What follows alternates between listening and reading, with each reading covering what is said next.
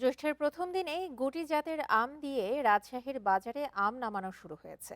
সকাল থেকেই জেলা প্রশাসনের বেঁধে দেওয়া সময় অনুযায়ী আম নামানো শুরু হয়েছে।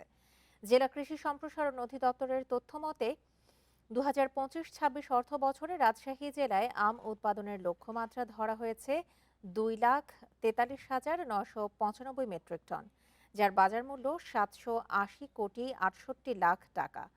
এদিকে ম্যাঙ্গো ক্যালেন্ডার অনুযায়ী আম নামাতে পেরে খুশি চাষিরা। এবার ভালো দামের আশা তাদের।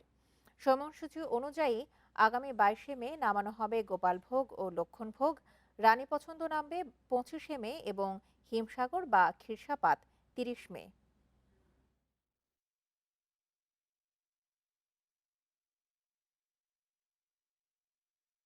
আমাদের আজ থেকে আম ভাঙ্গা শুরু।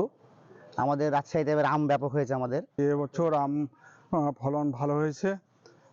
গত বছর বাজার কম ছিল, এবার ভালো আমরা আশা করছি।